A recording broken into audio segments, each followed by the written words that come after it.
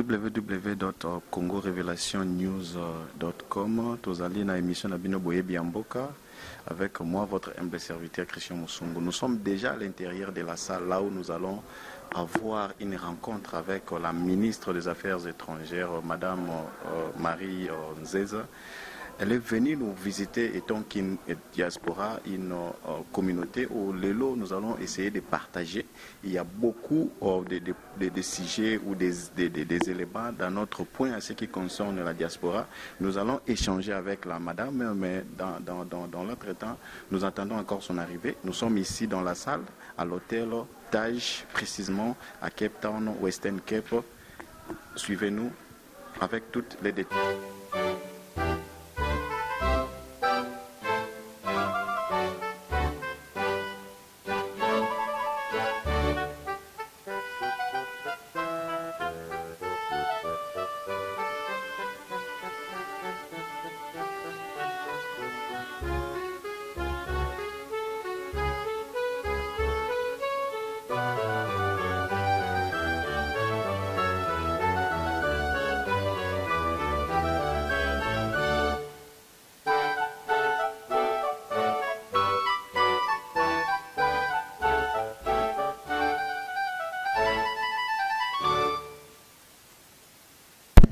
Nationale. Qui, madame, envoyé Debout Congolais, Debout Congolais, unis par le sang, unis par le sang pour l'indépendance. Baissons nos fronts, longtemps courbés.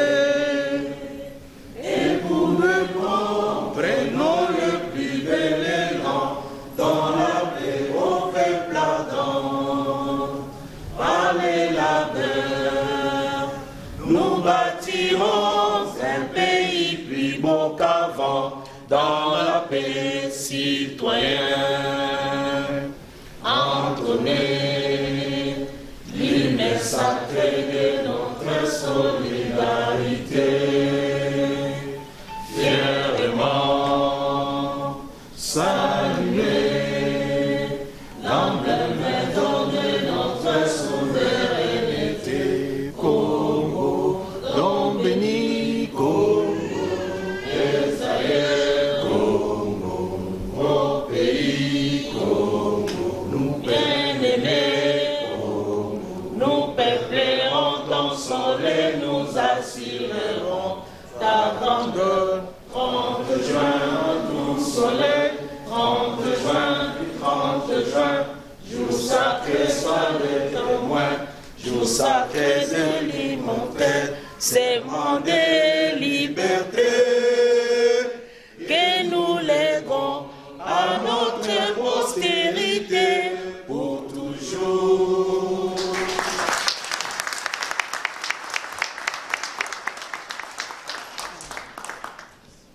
D'État, ministre des Affaires étrangères, Marine Toumbanzenza. Son Excellence, aujourd'hui, vous avez l'honneur de pouvoir interchanger avec la communauté congolaise de Western Cape en Afrique du Sud. Avant d'aborder tout propos, je vais pouvoir faire une observation sur l'usage de la langue. Comme nous le trouvons tous, nous sommes des Congolais. Nous avons se sentir à l'aise parmi les 4 langues que nous avons dans le Biso, nous avons Lingala, Swahili, Kikongo na Chiluba. Sentez-vous à l'aise beaucoup utiliser les 4 langues. Je crois que parmi nous ne manquera pas un interprète. Moi-même, je parle Swahili, Chiluba, na Lingala. Le Kikongo, j'ai perdu un peu, mais je crois que parmi nous, quelqu'un pourra toujours interpréter. Comme Bino Boye Binamboko Bovandi Afrique du Sud, bon, on a quand même que va voler les langue na bango. Bien sûr, nous pouvons nous exprimer en français, mais que c'est la mingi peke, boy baza que se sentir à l'aise, na mnoko na biso ba qui peut s'exprimer. Et puis na kolinga koloba bona mokuse. To remercier bino mingi na ndenge pour répondre na initiative oyo. Son Excellence Madame la ministre d'État a joué initiative ya kutana na bino. Soki botali depuis aza en fonction na bamboka minga ke na misala za kosala événement boyezali ya liboso. Donc boza na privilège vraiment parce que elle est là à votre service. Mais tokosenga bino boye. Depuis le matin azaki na misala mingi. Boye ba na visite officielle. Depuis le naton awa kuta bimi na réunion mususu. Apesi biso ka 1 heure. Tozala na respect à temps. Na bandeko o baye na ba memo na bango, bako remettre biso ba memorandum na bango. Nous, l'équipe ya ba conseiller ya ministre ndi misala na biso, tokoza ba memo wana, tokotanga, tokosala synthèse, topesi résumé na mokonzi, Mama Mineta, comme ça tokoyano la bino. Alors to éviter pe ko répéter ba même question, ce qui mutasa asa toni atuni mutuna moko o déjà et c'est le bami tozongela ngo lisusu c'est to gagner temps. Na pesibino merci mingi sikoyo na kosenga pe mo ya circonstance na moko azali mokambi ya na bino wa na Cape Town na kosenga président Christian aya kosala pe mo moko ya circonstance. Olivier Kalala, votre excellence tozane sengo makasi ya ko konteyo parmi nous awa na kati ya Villa Cape Town pour na ko échanger na communauté na biso. Tozali moko ya ba Congolais ba fani na kati na ville, mais à chaque fois que les officiels de notre pays la visitent à l'Afrique du Sud, ils allaient kara comme on a un officiel qui est jusqu'à Villa Cape Town et qu'on appelle temps il y a ko échanger na communauté. Communauté au monde na liboso na yo awa ils a composé na ba tu ba outil bisika kili na kati ville oyo ba background des alliés différents parce que là qui base à la liboso afin que ba s'exprimer librement. Yangwana en tant que ministre des Affaires étrangères au Tobozomo na lokola mo kontina biso ba tofani libanda to kosenga na openzo pesa bango tamba loba ba tuna onion zali kat na bango pe ko yanola biso na mituna tozali nango espoir na biso ezali ete relation na biso en tant que communauté na gouvernement na biso par votre ministère et zonga makasi pour quoi que nous vivons à l'extérieur du pays tous se sentra toujours tozali soudés et puis tous allez toujours na unité na ba obazana mboka na cela ya ministère na yo. Alors pour cette circonstance vraiment tous allez très honorés par votre présence.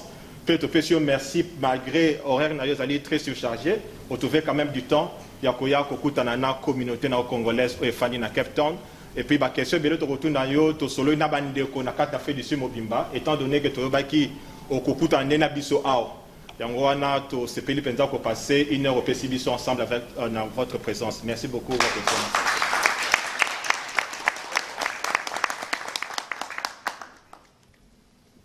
Ministre d'État, ministre des Affaires étrangères, il peut se casser na moi li loba moké, ya ko pesa bino bandeko na ndenge boyambie. Son Excellence, vous avez la parole. Nazo kende nakuta na kapenza mingi na communauté na biso te. Ezate pour na lingaka te. Ezande pour karandenga lobi temps. On est toujours coincé par le temps, donc on part toujours un peu en catastrophe. Mais le col a vu quand même cette heure-ci, auto solo là. J'insiste beaucoup. Moi, je ne viens pas pour vous parler. Moi, je viens pour que nous échangions. Et surtout, pour que je vous entende, Bino. Donc, prenez le temps, 1 heure, Boloba, Botuna, là où je peux répondre, je répondrai immédiatement. Là où je ne... D'ailleurs, nous sommes... j'ai oublié de vous présenter Maman Jeannette Niakeru, qui est directrice adjointe dans mon cabinet, et Monsieur Kapanji Bruno, qui est chargé de mission au niveau de la présidence en ce qui concerne le projet INGA. N'est-ce pas? Voilà. Donc, Makambo Moussousou va s'occuper qu'on réponde. Alors, je vous donne vraiment quartier libre pourvu que Makambo Roussoana est zalaté, pourvu que Makambo Finga est zalaté, vous avez quartier libre, posez vos questions. Merci beaucoup. Mineta Alobi, ce que nous avons passé sans plus tarder dans Koyo Kabino, parce que maman est Koyo Kandebino. Toko banda sikoyo na moto aliboso, mais toko senga bino boza la bref. Ingeta. Ingeta. Ya liboso na lingana singana nous merci. Na présence ya maman ministre ndenge azuita na ye andimi amo na biso. Ayoka pe ba préoccupation na biso, ayoka pe souci na biso communauté congolaise oyo tozali na kati ya Afrique du Sud précisément na Cape Town. Maman nzamba pambola yo po balobi sage femme abatisaka ndako na ye. Et puis moi c'est kitoko apesaka oyo aza nango. Biso tokopesoka oyo toza nango. Oyo toza nango ezake bapasi na biso oyo toza nango yango topesi yo. Par là nangi naloba nini? Biso ba Congolais oyo tozo vivre en Afrique du Sud toza na valeur ata mokie te. Soki toza na valeur te, c'est parce que nous ne sommes pas assistés na ambassade na biso. Ambassade na biso eza lokola ezalaka nango te na mboka oyo. Bokoko zala ta na problème moko ezosenga assistance ya ambassade. L'ambassadeur a assistaka batu te. Donc ye ndenge aza wana aza na ye américain asalaka nde makambo Amérique. Makambo Congo ayebi yango te. Ayebi biso te. Na mboka oyo tozali vraiment délaissé na sort na biso moko. Nous ne savons pas à quel sens se vouer. Tozana baka ya batu oyo net ngamoko naza pe victime ya makambo wana to pesa ba mbongo na biso ya ba passeport. Ça fait maintenant plus d'une année, plus d'un an tozora ba passeport te. Raison tozora ba passeport te toyebi yango te. Ça c'est un. Des deux. Passeport tozo somba passeport na valeur ya $450. Na kati ya mboka o mutaliara mbongo wana ben poko. Nzambe aza bolingo po ayaki te. Soka ayaki avec tout le respect maman, tout le monde to sengo ke abima ou bien zonga hôtel. Mais le rôle a été Dieu merci, to sepeli. Tozo senga na ye. Soki a reçu la démission te bolongo la ye. Ça c'est un. Dédé.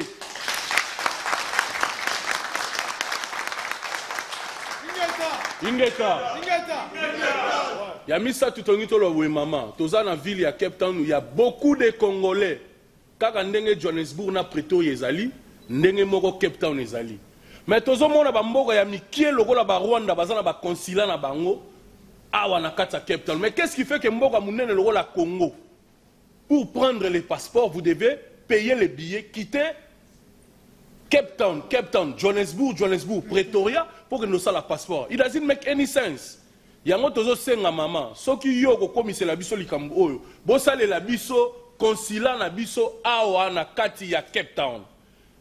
Yo moko mama olongwe Kinshasa, to uto ngala tali yango na RTNC, olongwe Kinshasa mbala moko Cape Town. Donc oleki Pretoria te, oleki Johannesburg te, oyemba la moko Cape Town. Pourquoi? Parce que parlement na bango eza na Cape Town. Mais qu'est-ce qui fait que na parlement na bango na Cape Town biso mboko ya munene, loko la Congo toza même pas na consulat awa. Donc eloko na ngana senga yango wana merci. Merci.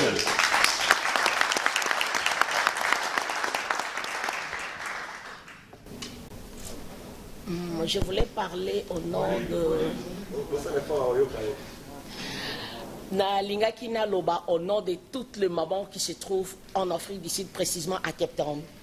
Préoccupation nanga ezali oyo. Maman, nakati ya Cape Town awa, nous avons beaucoup de mamans oyo se retrouvent awa, mutu na mutu ayaki na ndenge na ye na situation na ye. Mais on se retrouve que ma maman wana nyoso, ndenge toza ebele. La plupart de ces mamans, bazo sala elo côté na musala, bazo sala moloko mais elo komo côté parce que ba se retrouver que ce n'est pas la capacité intellectuelle des angibiso, mais les conditions eza réunité pour to sala misala oyo etali mikanda. Alors je ne sais pas, non seulement mikanda ba contrainte eza ebele. Parmi nous, il y a des femmes intellectuelles, il y a des femmes oyo ba se retrouver ba veuves indépendamment de leur volonté, va se retrouver na bana baza ko souffrir na mboka oyo. Il y a des filles mères, bana na biso ba longwa Congo, ba miso ba ya kotanga ba ya ba raison kili, mais ba se retrouver awa ba comme ba fille mère abandonnée à leur triste sort. Ba maman baza ebele na ba conditions très difficiles. Et tozo ye baté to sala na bango nini. Alors je ne sais pas son excellence na niveau na yo na ebi ke ozali maman na biso étant ministre des Affaires étrangères, donc osa molobeli nabiso et pas chef de l'État. Alors, la condition où maman toza pour se retrouver dans le toyebite, comment on appelle ça, projet na yo par rapport à toutes ces mamans. Est-ce que vous avez un plan d'action prévu pour ces mamans? Na yebite, ndewana eza mutuna nanga. Pour la coopération, d'abord, il y a makambo ya inga, ndengo la kibiso zana ndeko oyo, azali pe na makambo etali courant ya mboka na biso na Congo. Alors, mutuna nanga ezali na nuboye na tuna.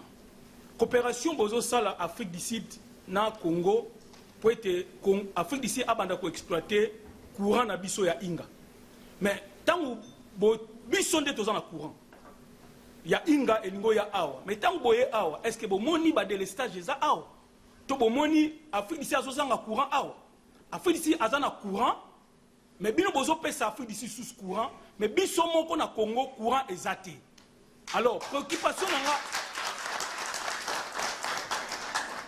nanga ezaboye. Balobaka mutu apesa kaka oyo ya zanango. Maman, lelo bino bolobi état de droit. Pouvoir ezongi na maboko ya peuple. Peuple oyo botiki na Congo kuna bazalaka na molili. Bazalaka na ba délestage. Siko awa biso to ya awa to sali ba 15 ans na mboko yo, so to sali délestage ezaka ya 30 minutes ou bien 45 minutes, ba notifier ka biso avant. Ba bisi biso ke courir ko kende na quartier boye pendant 1 heure du temps bien 30 minutes.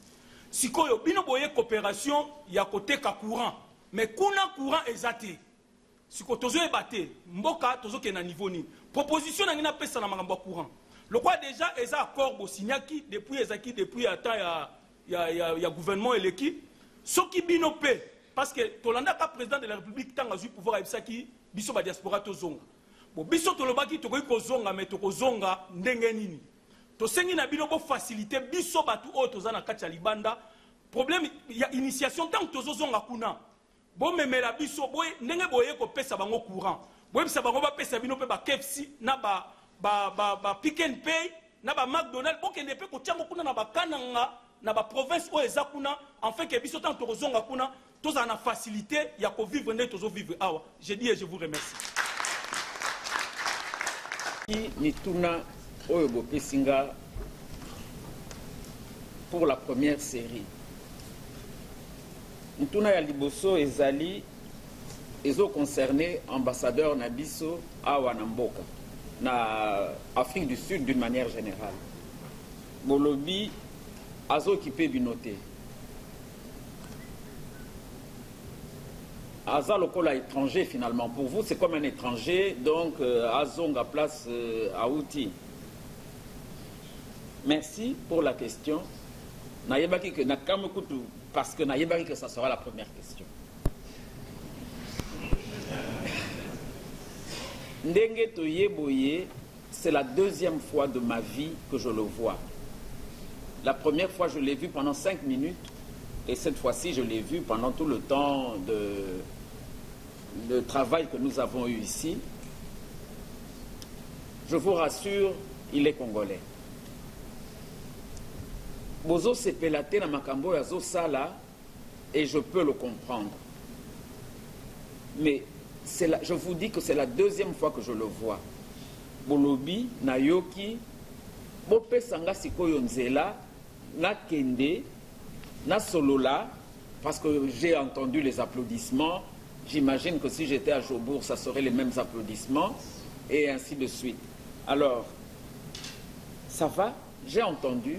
Maintenant, je vous demande une seule chose, donnez-moi le temps de rentrer avec cette question saluée à l'unanimité, et après, on pourra donner une réponse à cette question. Là, maintenant, je ne peux pas sortir et lui dire, Monsieur Benempoko, j'ai entendu ce qu'on dit contre vous, fermez vos valises, nous rentrons à Kin, c'est un peu difficile. Donc, je vous demande de la patience, acceptez que je rentre avec ça, et je vous signale, je suis aux affaires étrangères, on est en train de travailler au changement des diplomates. Donc, je ne dis pas qu'on va le mettre à la porte parce que c'est une question qu'on doit étudier. Mais dès qu'elle sera étudiée, on y donnera une réponse Et c'est tout ce que je peux vous dire à ce stade. Notre pays, quand je vous dis, vous êtes des adultes, vous êtes Congolais, vous avez besoin de connaître, d'avoir l'information. Quand on a payé, quand on paye les fonctionnaires de la fonction publique, quand on a payé tout le monde, les médecins de la fonction publique, les diplomates à l'extérieur, quand on a payé tout le monde, il reste à peu près dans la caisse de l'État quelque chose comme 5% de la valeur de l'enveloppe globale. 5%. Notre pays, votre pays, quand nous sommes venus au pouvoir, nous avons trouvé les caisses vides. Les caisses sont vides. Donc, aujourd'hui, nous ne pouvons pas faire ce que nous faisions tant bien que mal avant. Aujourd'hui, la situation est devenue très difficile. Par exemple, pour que je sorte du pays, comme quelqu'un a dit, nous avons pris un jet parce que il fallait venir très vite répondre à l'invitation de la ministre sud-africaine. Donc, et puis, on ne peut pas savoir, par exemple, avant que nous ne prenions l'avion, juste avant que nous ne prenions l'avion, le président m'a appelé. Mais si je devais payer un avion normal, je ne pouvais pas répondre à l'invitation du président. Donc, on est obligé, pour des raisons d'État et pour plusieurs autres raisons, de prendre un jet. Mais pour pouvoir payer ce jet, je crois que j'ai mis 3 semaines. À frapper à la porte des finances, à frapper à la porte du budget, à frapper. Donc, il n'y a pas d'argent pour le moment. Nous espérons que par le travail que nous allons fournir en remettant le Congolais au travail, nous allons avoir de l'argent. Mais pour le moment, il n'y en a pas. Donc, on ne peut pas, au jour d'aujourd'hui, se lever et ouvrir un consulat. Au jour d'aujourd'hui, ce que nous faisons, c'est de fermer les consulats, c'est de fermer les ambassades et de faire c'est ça notre projet. Et de faire qu'un ambassadeur en Afrique du Sud, l'Afrique du Sud est très importante pour nous, celui qui est ambassadeur en Afrique du Sud va avoir plusieurs juridictions. Il va avoir une juridiction multiple. Donc, il va être l'ambassadeur du Zimbabwe, pourquoi pas de Mozambique, etc. C'est ça que nous sommes en train de faire maintenant, parce qu'il n'y a pas assez d'argent pour payer tout le monde. Donc, il faut que vous le sachiez et que quand vous protestez, vous ayez assez d'intelligence pour faire quand même la part des choses. Alors, une autre préoccupation, celle-là, c'est celle des mamans. Maman, avant même que je ne vienne ici, j'espère que vous avez fait un travail, vous avez fait une enquête, vous avez un fondement, un soubassement que vous allez me passer pour que je travaille ce soubassement et que je vous donne à ce moment-là des pistes de solutions. Mais si vous me dites, moi qui viens de Kinshasa, qui ne connais rien de vos réalités ici, quelle réponse je peux vous donner pour venir pour trouver réponse à la situation des femmes qui ne font rien? Je n'ai pas les éléments.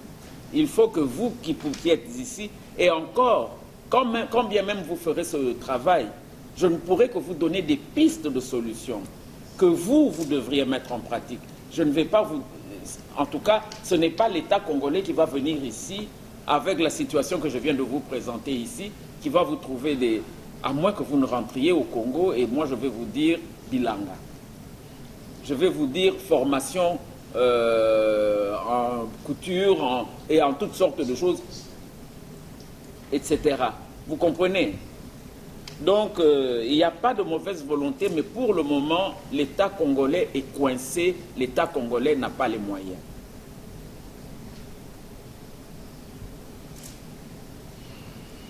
Il y a un ami qui a parlé, le dernier intervenant a parlé du courant d'Inga.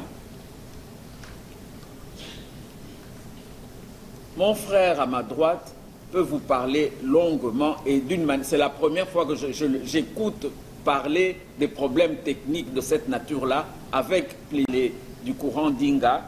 je vous laisse vous entendre avec lui. Il est là, il peut peut-être dire un mot. Mais en attendant, avant qu'il ne puisse le dire, je voudrais vous dire une chose.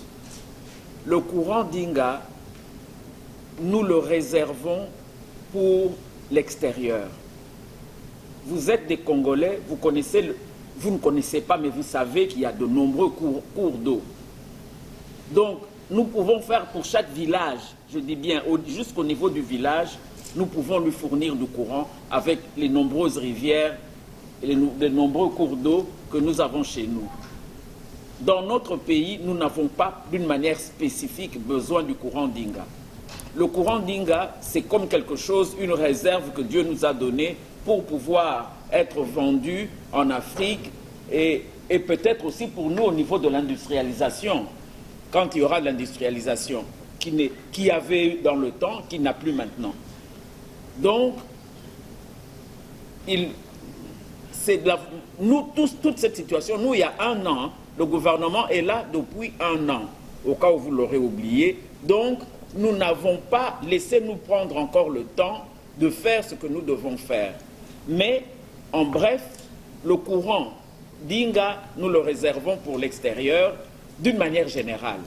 Et les courants d'eau dans notre pays sont tellement nombreux que nous pouvons, à partir de ces courants d'eau, donner à chaque village du courant. Donc, on n'a pas besoin pour nous, les Congolais, d'avoir le courant d'Inga. Avec les cours d'eau, nous pouvons faire des centrales partout et donner du courant à nos populations. Mais, Monsieur Bruno Kapan, je peux peut-être vous dire un mot. Vous pensez que vous devez intervenir maintenant ou bien? Merci, je crois que oui. Ok. Allez-y. On entend souvent cette question, on l'attendait il y a beaucoup de temps. Maintenant, elle a changé. Le projet Inga fait partie des projets de la politique énergétique de la RDC. Cette politique qui est encadrée par une loi, ceux qui ne la connaissent pas, vous regardez sur les sites, soit ministère de l'énergie ou bien ADEPI, la loi sur l'électricité au Congo. Et parmi les projets pour donner de l'électricité aux populations, aux industries, il y a le projet Grand Inga. Mais en dehors de ce projet Grand Inga, vous avez beaucoup d'autres projets. Certains ont été réalisés. Ceux qui sont du Congo central savent qu'il y a Zongo 2 qui a été réalisé, Kakobola qui a été réalisé, sans compter d'autres centrales, surtout à l'Est. Il y en a beaucoup parce qu'on a libéralisé le secteur. Mais en ce qui concerne Inga, je nuance un peu. Naringala. Ah, ok. Bon, bozo mona ngai, on a ça moi mukuse mais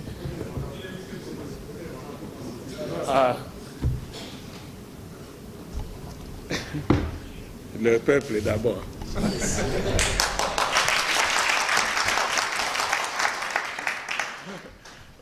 Bon, projet Inga ezali likabo ya Nzambe apesa biso mabele wana eza na Congo central.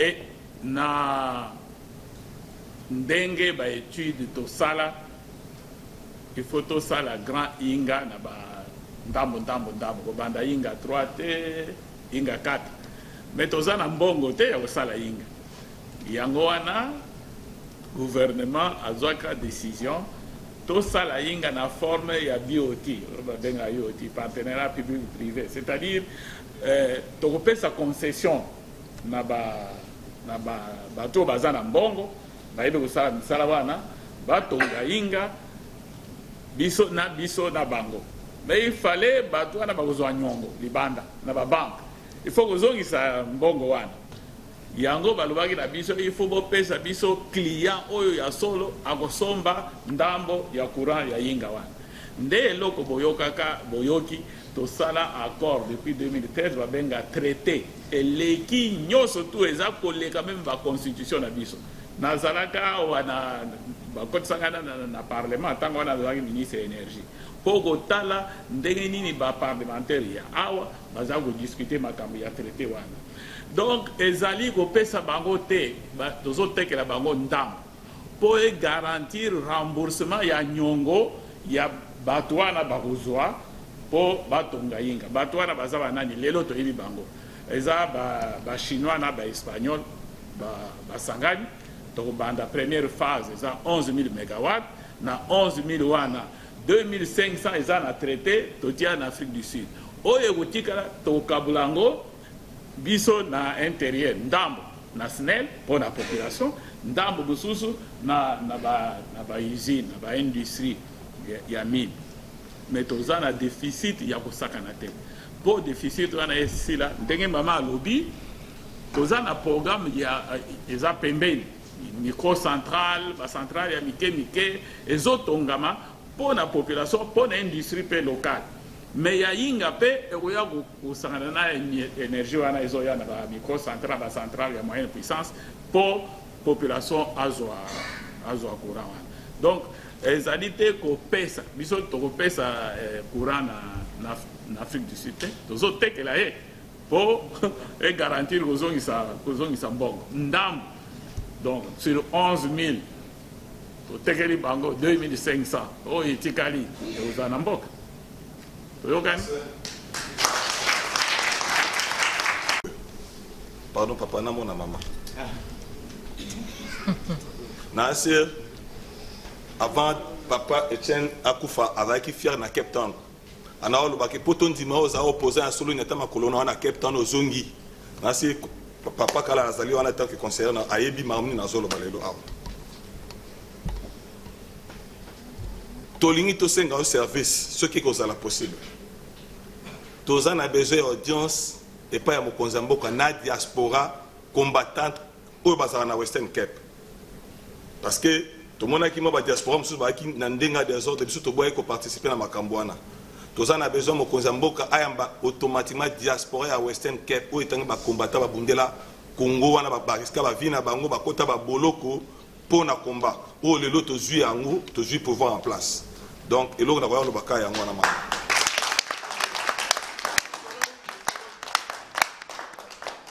Initiative oyo opesi biso chance ya ko échanger na bino ba posa na biso toza nango nga kombo na nga Dali Bakuba na vandia na Cape Town na ngena lobela likamoko oyo ezo tungisa biso ba congolais pe mingi na mboka oyo ba congolais toza ligne ya population ya Afrique ya ba étranger oyo tozo se retrouver bela en Afrique du Sud mais malheureusement la plupart na biso baza na mikanda te na ebité so boyebi ke ba Congolo ba yaka en Afrique du Sud beaucoup ce sont des réfugiés ba boaka ngunda lokwa ba réfugiés mais awa na mboko toya kozwa bukanda ngo aki réfugiés eza passe et puis ebele baso se retrouver sans mikanda à chaque moment ba se retrouver so kaza la likamuke fa kende prison pas ça za mukanda te ba repesa ba rendez-vous ti okozanga sokozala mukanda te okosala musala te sozala mukanda te donc comme l'eau difficile okofuta ba transport ya kozonga kana ba homme affaires étrangères na bango chaque exact ezo sala ke batebele bazo za sa mikanda. Alors on a problème muke bazo se retrouver na ba prison pour na mikanda na éviter na niveau ya gouvernement congolais tant boyoka ke ba congolais baza ba réfugiés na mboko coopération wana ya kopesa ba mikanda sala makani ndenge ni na niveau likolo ce qui possibilité koza ko sengela bango ba libéraliser pe mamba mikanda pour les bandeko basala misala parce que belé ba osala te pour bana mikanda te. Alors les gens souffrent wana ezali préoccupation na ngana ngena senga na l'état congolais lokola madame ozali wana au passer message wana. Merci. Excellence motuna nanga na lingina renforcer moi muke o ndeko alobi pona ba ndeko o bazana ba prison ce qui est la possible en tant que ministre et affaires étrangères et diplomate ko meka un peu ko sunga bandeko oyo nyonso bazana ba prison na kati na Afrique du Sud eza malamu mingi. Deuxième question nangeza beaucoup plus sur le projet Inga. Nous sommes ici à l'étranger, tout en peu ba classe awa. dans le domaine ébélé. Moi, personnellement, je fais les Health and Safety. Health and Safety Management. Santé et sécurité. Na kati ya ba entreprise. Siko na ba entreprise na biso mingi na kati ya Congo, ba service wana ezate. Misusu ezali muke na katanga na ba mining. Mais on se demande, même le projet Netaba Inga, on peut travailler là-bas. Nous avons les capacités parce qu'on travaille ici. Dernièrement, par les réseaux sociaux, je vis un bateau que le président a acheté au niveau Argentine. On peut aussi être là pour apporter. Oh, je travaille aussi ici, mais je fais les projets. Et le projet Afrique du Sud, c'est un projet à court terme. Pour ça, un projet à 6 mois, 3 mois, après là, ça les a été, il faut encore attendre. Il faut qu'on se débrouille dans ma manière rebelle. Mais chez nous, il y a quand même un projet, 5 ans, 10 ans. On peut être là pour nous contribuer au développement de Mboka. Mais, parce qu'on ne sait pas comment, est-ce que vous avez déjà créé la place au Bisso, peut-être on peut organiser pour tous rapatrier Mboka pour contribuer au développement de Mboka na biso Congo. Nous avons les soucis de Mboka wana, enfin qui est émergé, mais to éviter tout ça là on ndenge bino bozala beaucoup pesa biso et yana. Kama ministre pour na koyamba yo na mboka na biso ya Cape Town. Motuna na ngeza boy. Pays na biso Congo. Tozala na kati ya SADC ou bien tozala na kati ya SADC te. Po tozomona ba pays oyo eza union. Avant mutu alongwa neti en Afrique du Sud akende soit Angola ou bien uta Congo à Afrique du Sud awa. Akozala problème ya visa te. Akozala problème ya visa te. Mais biso siko na pays yango toka keo tozala na kati ya SADC. Mais ko voyager ça ka passe.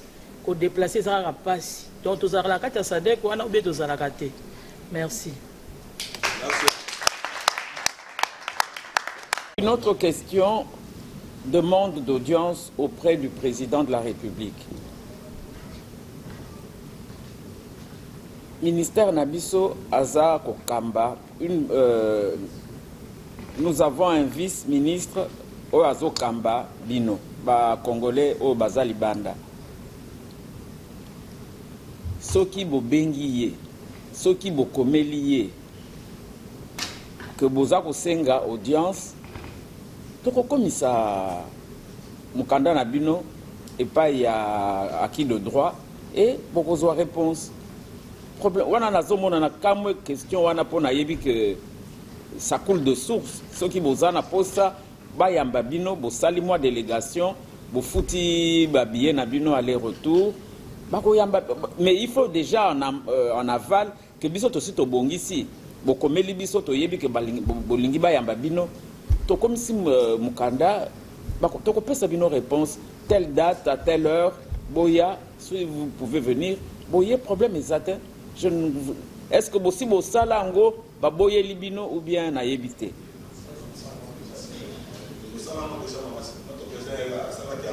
Et comment il pas na biso tenga na moni yangote?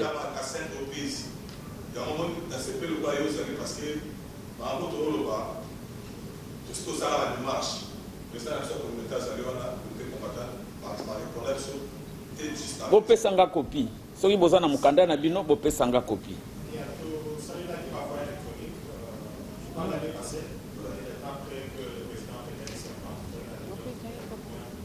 Nazali awa na kolongwa lobi na tongo malheureusement, donc ceux qui boza na copie disent bopé ça problème exacté ou bien bosala mususu voilà.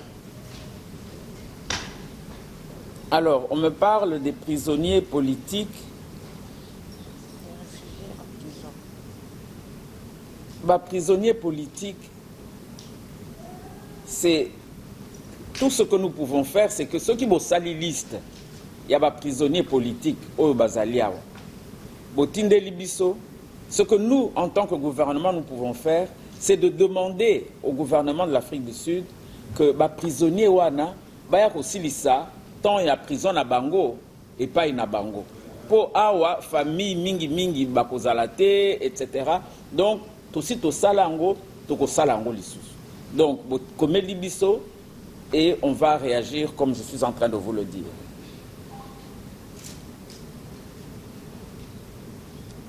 Je ne suis pas sûr d'avoir compris la question qui me parle de la sécurité. Ah oui, à comprendre. La personne qui a demandé que Azan a expertise par rapport à la sécurité dans les milieux de travail. Je ne vais pas m'appesantir là-dessus, mais ce que je veux vous dire, c'est ceci. La meilleure formule pour développer un pays, c'est que quand on a une expertise, on se met en état par des prêts ou je ne sais pas quoi pour pouvoir faire sa petite entreprise. Na aidé Bisso Mikoloyo par un jeune homme qui s'appelle François. François. Boyebié, je crois. Ah, Aza incompétent. Na yébité sur Aza compétent ou incompétent. S'il vous plaît, ce que je veux vous dire, c'est peut-être un mauvais exemple, on a été découvert, mais ce que je veux dire, c'est ceci. Se faire une petite entreprise avec les moyens que l'on a, c'est la meilleure formule pour pouvoir devenir un entrepreneur et avoir un petit groupe. On commence peut-être par 1 ou 2 personnes comme salariés et on évolue. Mais chercher, c'est le meilleur travail. Évidemment, il y a toujours des risques. Mais si vous ne courez pas de risques, vous ne risquez pas d'aller beaucoup de l'avant. Donc, ce que je peux vous répondre et qui vient vraiment de mon cœur, parce que j'y tiens énormément, c'est que chacun de vous devienne un entrepreneur.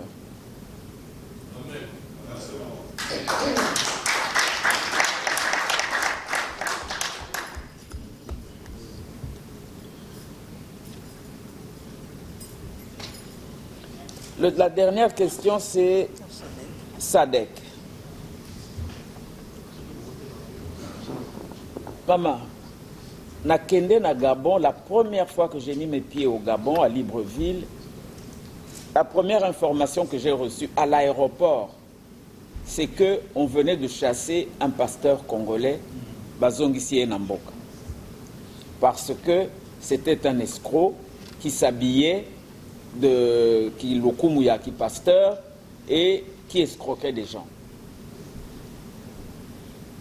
Une des choses qui est catastrophique pour nous, c'est l'expérience, nous Congolais, c'est l'expérience de la pauvreté. La pauvreté nous a rendus voleurs, la pauvreté nous a rendus mendiants. Non. Maman, la réputation que nous avons partout, c'est nous qui l'avons créée. Donc, bazo suspecté biso, baza na doute sur moralité na biso. Na yebité na koluyebisa yo nini na loba na bango botika, ce n'est pas possible puisque ils vivent des expériences. Ils vivent des expériences avec les Congolais. Les Gabonais ont vécu des expériences, notamment avec les faux pasteurs qui sont des escrocs. Ici, je ne sais pas quelles expériences les gens ont vécues avec nous. Donc, si nous sommes...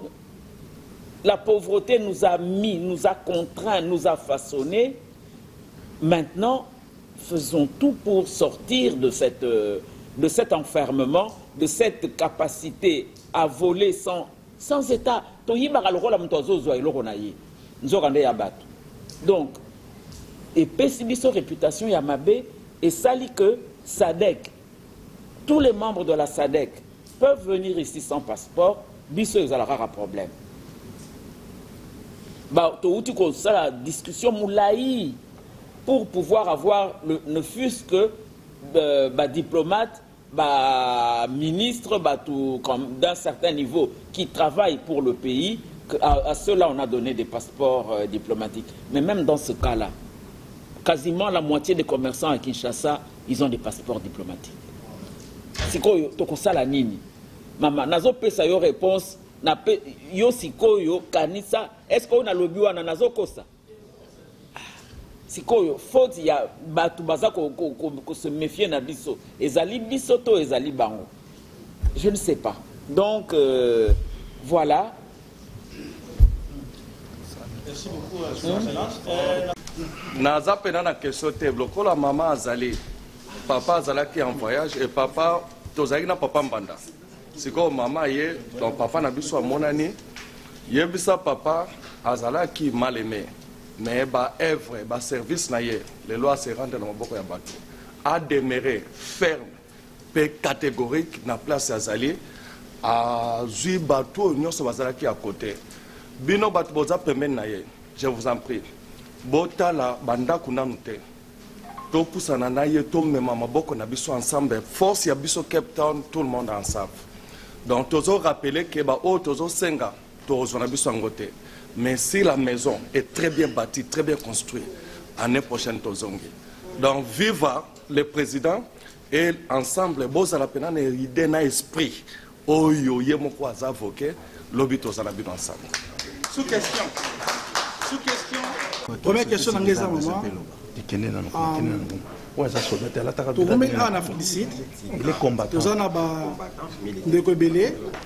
je pense que Cape Town diaspora congolaise est parmi les premiers diaspora mais comment va dernier et suite de non assistance au gouvernement d'Abisso.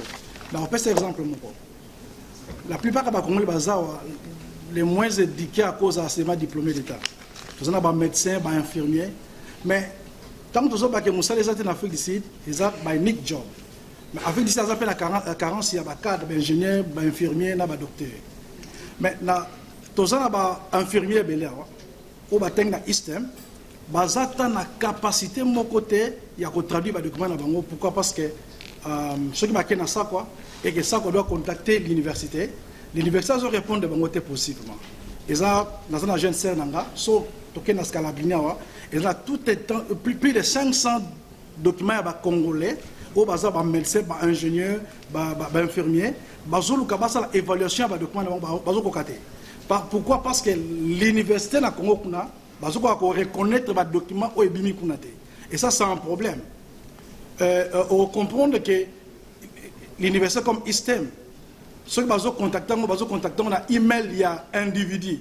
Oui, ça, vous pouvez même considérer en côté. Je ne sais pas si vous pouvez nous aider dans le problème. Et s'il y a possibilité, dans le ministère, pour créer ce ministère, il y a la diaspora et il y a un impact de mon côté, parce que tout le monde a raté le mot de ça. Je ne sais pas, il y a possibilité aussi, bref, hein, parce que il y a possibilité de créer un lien moko direct. Oui, c'est que si quelqu'un a un problème et que à Koko soit réponse à l'université ou à quoi les dans le ministère il y a affaires étrangères pour nous assister bango, je pense que ça sera une bonne chose. Notre chose est ça que peut-être na kolo pour na ambassade. C'est vraiment na réputation na kolo bango ni, so na ko comprendre bango ni. Quelqu'un sali passeport na une ambassade à quel aéroport pour voyager nango, ba les a fake passeport, les a passeport à faux. Pendant que ça est une ambassade. Nazala ba preuve makambo. Na comme un passeport au Balobi qui a fait passeport, mais pendant que Bimi une ambassade. J'ai voyagé avec quelqu'un récemment à Kinshasa, a eu visa naïe, c'est un Congolais, assez naturalisé angolais, a eu visa en ambassade. A comme un aéroport en Gili, Balobi visa n'est pas fake, et ça a le coût. Comment est-ce que tu dis qu'on accepte Babilo Randing? Ça vraiment c'est un problème. Je suis très content na Komo na Awa. Parce qu'ils ont opportunité pour la mission. Parce que en Afrique du Sud, Ngai Moko naza entrepreneur, naza la compagnie, mais naza consultant pay. Mais misala o tozo sala o babenga en anglais underground. Pour na kwede mboka na biso. Donc tozo sala en fonction ya président o ya lobaki keno voilà. Donc il faut ba congolais ba aider gouvernement na biso pour et kende liboso. Mais biso en Afrique d'ici tozo sala nyoso pour na kozwa et loko nyoso to ki ko sala pour to aider gouvernement na biso entre autres lokola ngai na zoaka ba investisseur en Afrique d'ici tout comme ata na Libanda baoyo bakoki okende na Congo po basala misala na Congo. Pa baoyo baza na mbongo te balingi bazwa mbongo na Congo. Baza na mbongo déjà bakoki osala na Congo. Mais contact oyo tokoki ozwa po bato wana ba passer na ba projet wana ezalité. Ba blocage eza mingi jusqu'à tel point que okoki okutana na mutu boye ayebisi que no voilà po to salisa yo po to zwa ba document na yo po to pesa mutu tel oyo aza peut-être na domaine wana il faut oyebisa ngai na ko gagner combien pour na makambo wana. Donc ba projet nyonso wana ezotikala kaka awa parce que toza na mutu oyo akoki ko salisa biso po to zwa ba contact direct na bato oyo bakoki osalisa biso pour na ba investissement wana.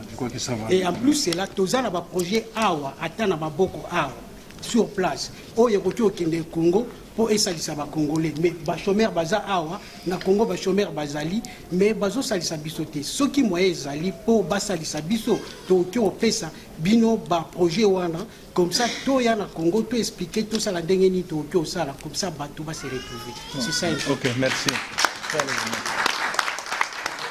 Pourquoi je ne suis pas étudiant et pourquoi je suis étudiant?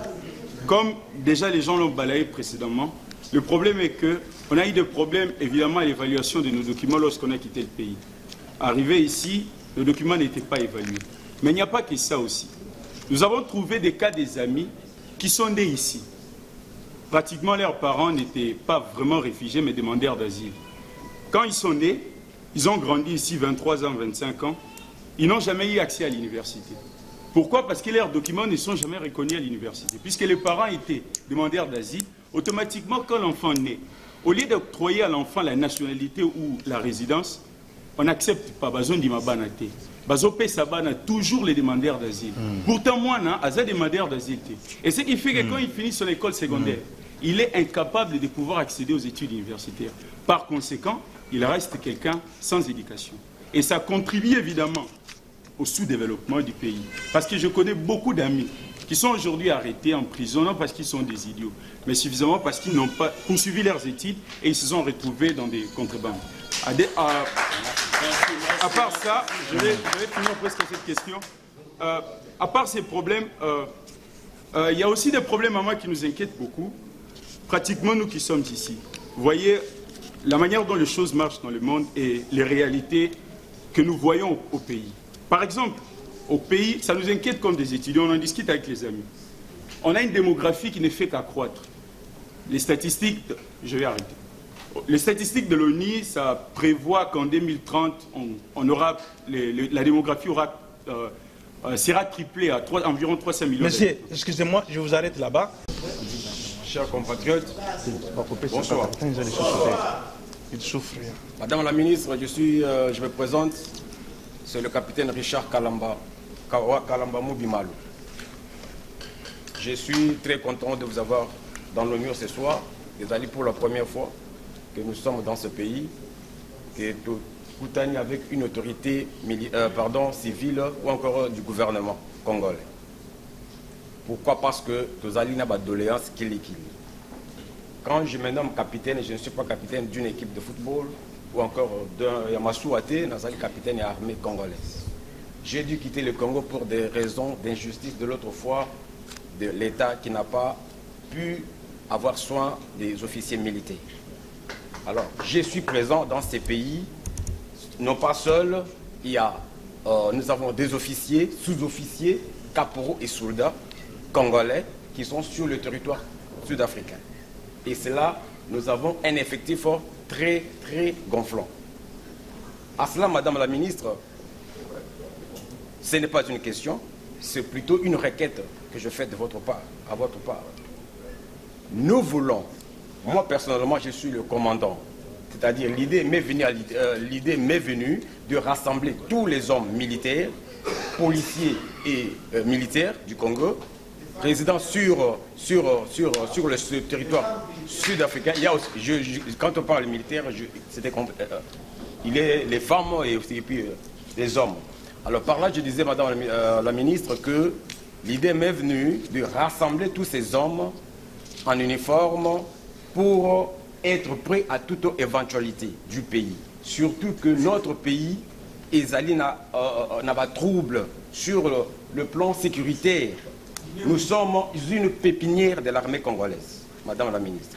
Et nous sommes prêts à regagner les rangs militaires des forces armées congolaises et rendre service à notre chère et beau patrie. Ok, merci. Nous sommes là. Je vais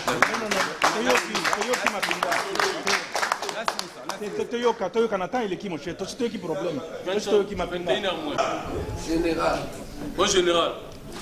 Merci, Nabande Konyoso, maman, madame la ministre, merci beaucoup. Pour nous écouter dans la mission, beaucoup à l'îlot. Ngai, comment on a katakata, on va y bisser que non assassin, mais les assassins étaient. Biso, on réclame que droit na biso. Tak ba congolais. La canisi de comment le baki, on va prisonnier, mais ça va prisonnier politique était.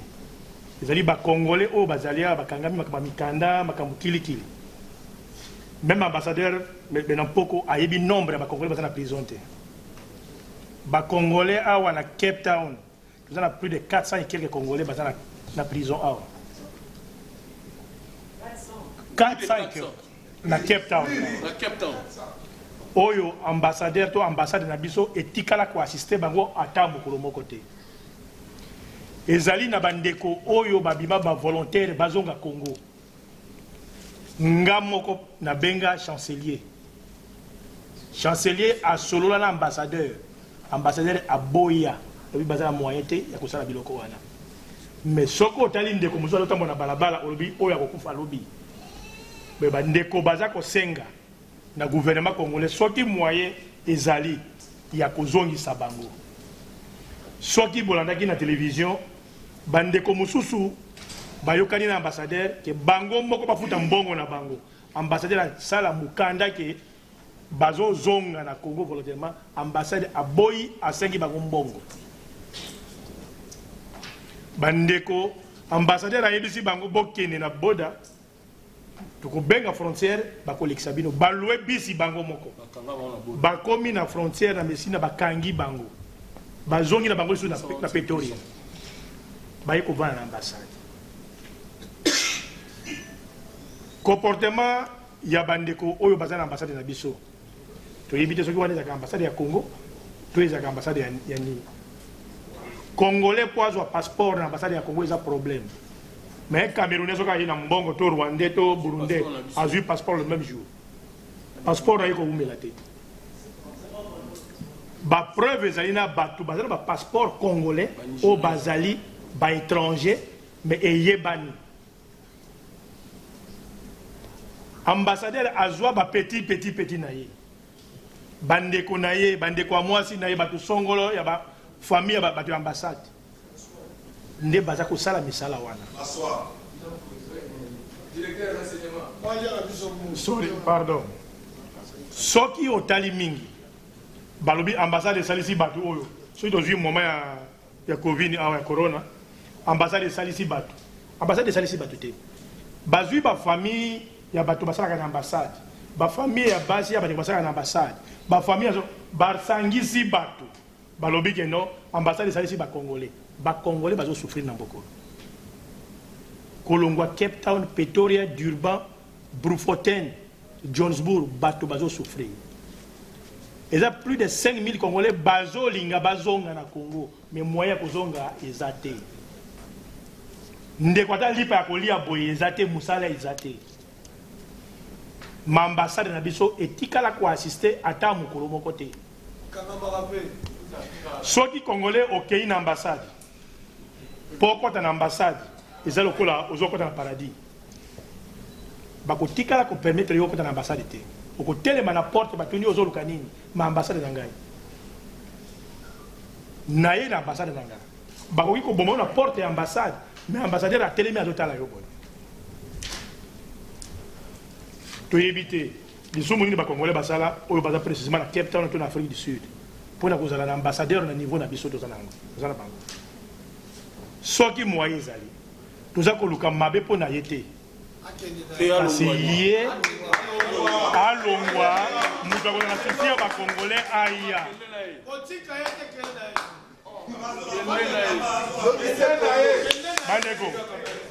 Bandeko mutu akozala susi ya bakongolais azala. À compte bancaire, batiaka mbongo ya passeport. À compte bancaire, batiaka mbongo ya tenalier. Ils allaient deux à compte différents. Compte en banque. Vous avez un mbongo ya passeport na compte individu. Vous avez un mbongo ya passeport ya tenalier na compte individu. Ndeko Congolais na moyen ti, vous avez tenalier 1000 rand. À cause d'un bongo, $80, c'est ça. 80 $100. 100 $. Ok, merci.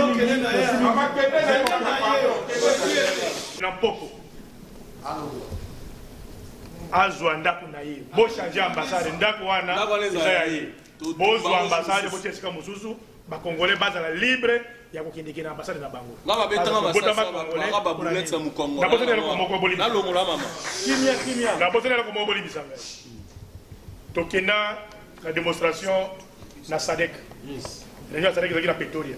Tolongwa awa tokoma na Pretoria. Benampoko. Nazako loba bien. A utiliser moi na moko na munduki. A côté na groupe ya bato bazo marcher. Ba policier ba ya ba kanga mbutu wala keno. Bato ba yusa des ordres là ba na munduki. Ba di Cape Town. Ndeko mususu asala 3 ans en prison. Pour la mundu qui me donne à Tiaki. 3 ans en prison. Ambassade attend mutu mokote assistant. Kabiso nyonso. Kobenga kuna. Batubaye ko cotiser mo ndende ko na ko na prison. Mais na poko a sala manœuvre au kanisa 19 Congolais. Alors il va pas coup d'état à Kabila. Bon, deko kata. Merci. Monsieur le conseiller. Pour la question à Liboso, au pasteur Asengi ya non assistance à l'État. Ça, ce n'est pas le pasteur. Évaluation des diplômes congolais. C'est le pasteur. Créer équivalence. Créer un lien avec les... Bon. Ok. Faux passeport. Bon, à part faux passeport, Oyonyo surtout au Tuningaï, ça entre, comme vient de dire le conseiller, dans... La Makam Toko Solola, Toko Yokanana sud-africain, na grande commission mixte.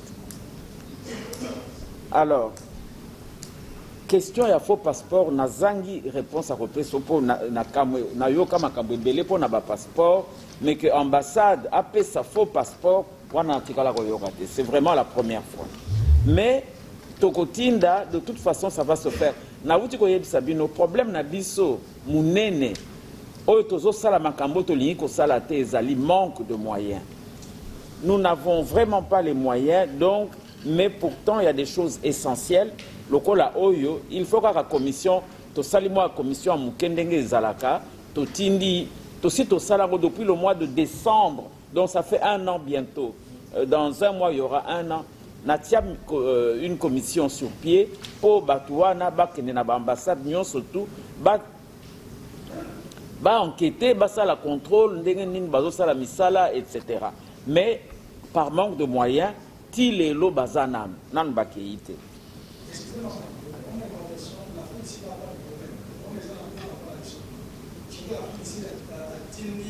Ah oui, exact. Mais il n'y a pas moyen de... Vous êtes en train d'envoyer des documents, vous êtes en train de demander, de faire des demandes qui ont le poids de l'officiel, mais vous le faites dans le privé. Bozana atana yoki ba réponse à balobi nanga yoko tumtolobaki mutwali boso bozo yoka poids ya vice ministère na bisoté chargé de la diaspora likambute botinda epai nangai conseiller kala la royer bisabino soki bozana memo bo pesiye et moi je vais vous répondre.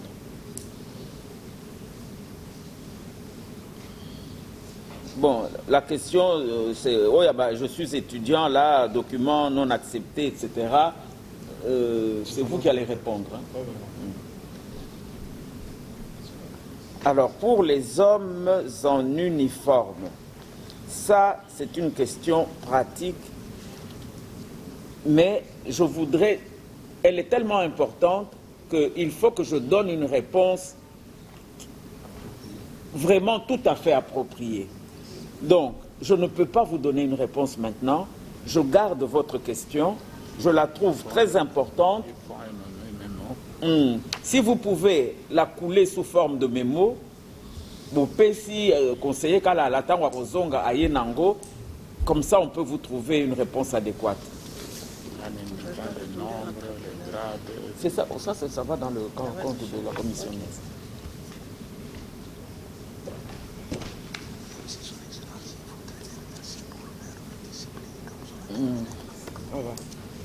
Alors, pour les plus de 400 prisonniers congolais qui sont dans les prisons, rien qu'à Cape Town, c'est très fort. Alors, c'est tellement fort que nous, on va rentrer, on va demander, mais là aussi je pense qu'un soubassement est important. Pour que nous puissions agir efficacement, il faut na vide pour botuna kinga question. Botinda memo oyo boza ko relever makamunyo surtout wana avec le ministère de la Justice, on va